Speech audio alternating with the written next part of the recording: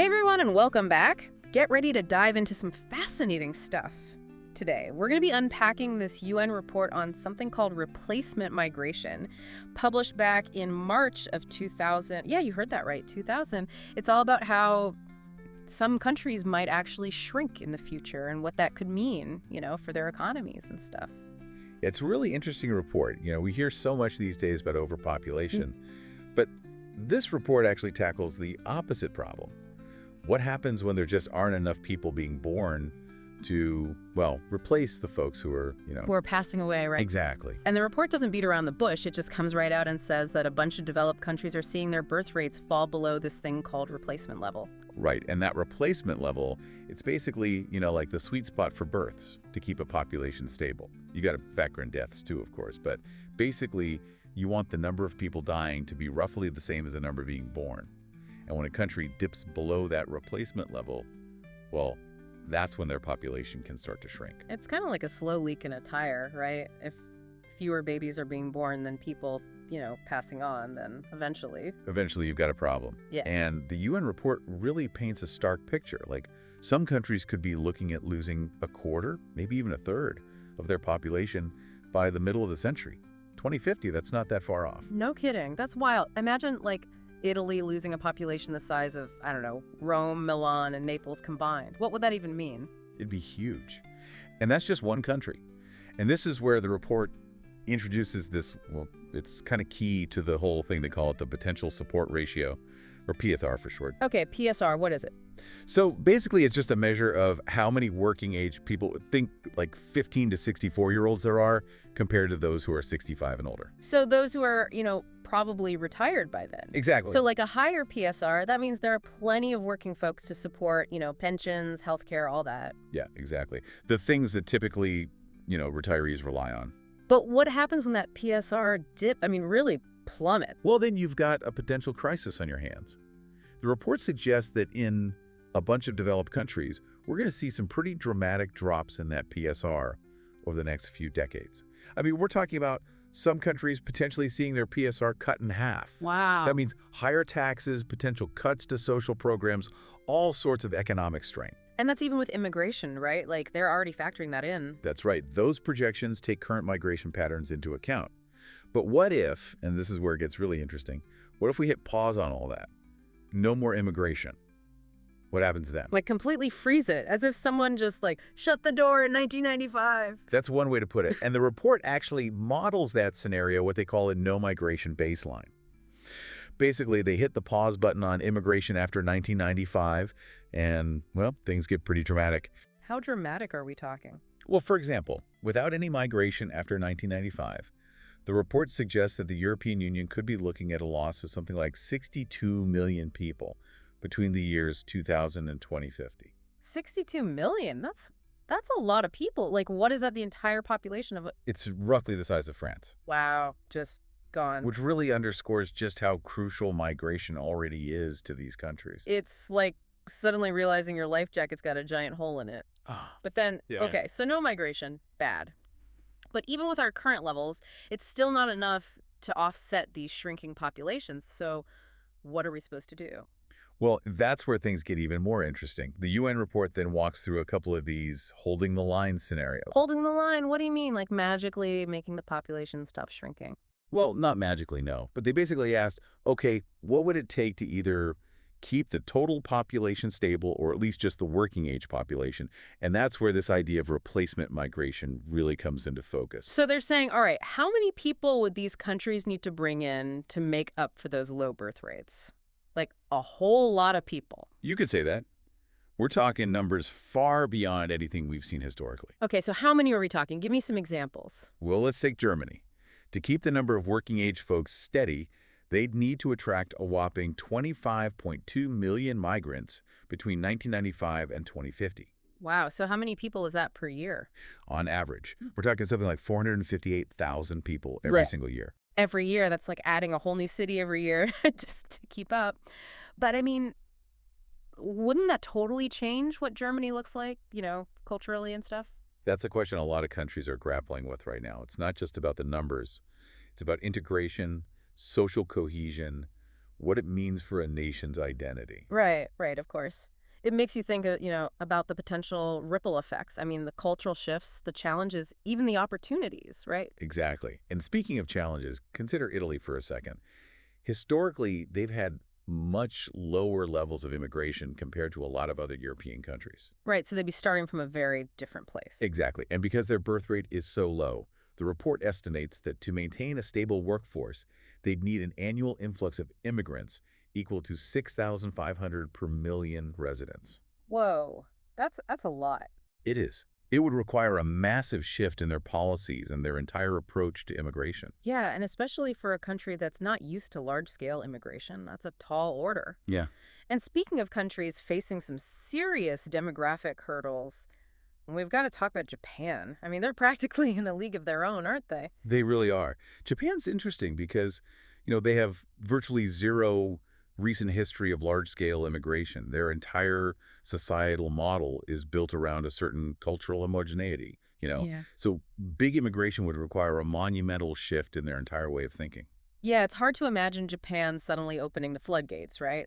But the numbers are what they are. I Mhm. mean, what did the report find?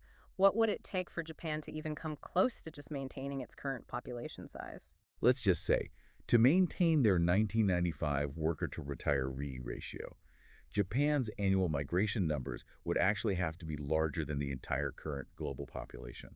Wait, seriously, you can't even, how is that even possible? It's not. And that's the point the report is trying to make, right? It's not that it's feasible. It's about showing just how extreme the measures would have to be. It kind of makes you wonder if clinging to that 1995 ratio is even the right goal at a certain point, right? Right. And that leads us to another really important aspect of this whole UN report. Because while it does focus heavily on these different migration scenarios, it also prompts us to ask some fundamental questions about, what do we value as a society? And how do we adapt to a world where demographics are shifting in ways we've never really seen before? Exactly. It's like you can try to force it, but at a certain point, you have to realize you're trying to fit a square peg in a round hole, you know? Yeah, I know what you mean. And I think the report is suggesting that maybe clinging to these past demographics, it might not be the best strategy. Right. It's not just about, oh, how do we keep the population numbers exactly where they were a few decades ago? It's bigger than that. Yeah. Yeah, It's about, well, what kind of society are we trying to build? How do we adapt in a way that actually benefits everybody? absolutely.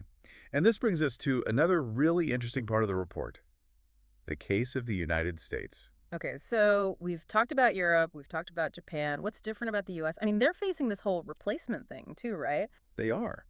But what's interesting is the U.S. could actually maintain a stable population with relatively low levels of migration compared to these other countries. Oh, really? Oh, I mean, their birth rate is still below that replacement level, isn't it? It is, Yeah. but it's not quite as low as some of these other countries we've been talking about. And the report, it points to a few things working in the U.S.'s favor. For one, historically, the U.S., they've been pretty good at absorbing immigrants, both culturally and economically. That's true. I mean, it's kind of a country built on waves of immigration when you think about it. Exactly. So they've got that history of integrating newcomers. And that seems to make a big difference in their ability to deal with these demographic shifts. So it's not just about the numbers themselves, it's about how a country can actually create a society where everyone feels like, they belong. Yeah. Where they can contribute. Exactly. And while the report doesn't dive super deep into this aspect, Yeah. it does suggest that these social and cultural factors, they're huge. It makes you wonder, what's the point of maintaining a certain population number if, the social fabric of the country is falling apart? That's the bigger question, isn't it? And it's a conversation I think more countries need to be having.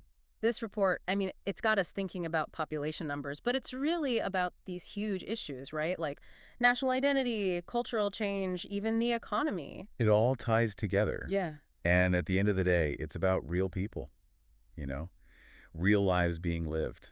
Absolutely. So, okay, if we had to boil it down, what are the big so what takeaways here? What should we be thinking about after this deep dive? Well, for me, I think the most important thing is there's no magic bullet.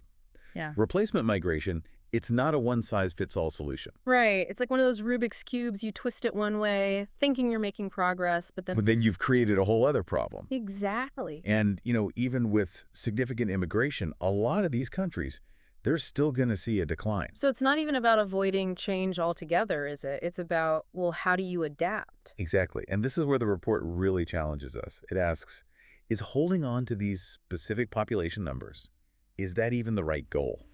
It's like that old saying, don't just stand there, do something, but what's the something, right? Right. Is there anything else countries could be doing besides this whole replacement migration thing? Well, one thing the report kind of hints at is, what about increasing the retirement age? Oh, there you go. Now we're talking, that's the kind of stuff that gets people fired up, right? It's a big one. But it makes sense, people are living longer, healthier lives. Why are we clinging to this arbitrary retirement age of 65? It's a good question. I mean, think about it. What if we gradually increased it? People could work longer if they wanted to. It could actually help alleviate some of that pressure on those Social Security systems. Right. And it might even give older people a sense of, purpose. Like they've still got something to contribute. It's about redefining retirement for the 21st century. Exactly. And you know what else? We can't forget about technology here. Absolutely not. If we're going to have fewer workers in the future, could robots and AI actually help fill some of those gaps? It's entirely possible. I mean, we're on the edge of a technological revolution. This UN report really makes you think, doesn't it? It really does. And, it's not about freaking out. It's about, okay, let's look at what's coming and actually be proactive. Instead of just being reactive. Exactly. Like hit the reset button a little bit. And I think that's what the report is really trying to do. It's saying, hey, maybe those old assumptions about how societies work, maybe they need a rethink. And maybe that's not a bad thing. Not at all. It could be a huge opportunity. Yeah. And speaking of opportunities, one thing the report leaves us with, and this is a bit of a brain teaser, it questions whether we even need to maintain this perfect ratio of workers to retirees. What if, instead of scrambling to find enough workers, we just rethink retirement itself? I mean, it's a radical idea, but it's an interesting one. If people are living longer, healthier lives, why are we so stuck on this arbitrary retirement age of, 65? Yeah, it's like we inherited this number and never really questioned it. Exactly. What if we said, okay, maybe we gradually raise that retirement age, give people the option to work longer if they want to? It would be a huge shift. It would. But think about the possibilities. It could ease the burden on those Social Security systems, right? It could give older people a sense of purpose. Exactly. Financial security, purpose, all of that. It's like reimagining what retirement even means in this day and age. And who knows? Maybe with people living longer, the whole idea of a career, like a straight line from your 20s to your 60s. Goes out the window. Exactly. Yeah. Maybe it's more fluid. People taking breaks, learning new things, coming back with different skills. This report, it really gets the wheels turning, We started off talking about shrinking populations, and now we're rethinking the whole concept of work and retirement. It's a whole new perspective. And it just goes to show, demographics, it's not just about statistics. It's about understanding these big forces that are shaping our world. And then using that knowledge to, hopefully make things better for everyone. Exactly. Well, I think that's a great place to leave it for today. This has been quite the deep dive. It has. We've covered a lot of ground, but I think more than anything, it's a good reminder that the future isn't set in stone. It's what we make it. Exactly. So let's keep asking those tough questions. Let's keep exploring these big ideas and see where it takes us. Absolutely. Thanks for joining us for another deep dive. We'll catch you next time.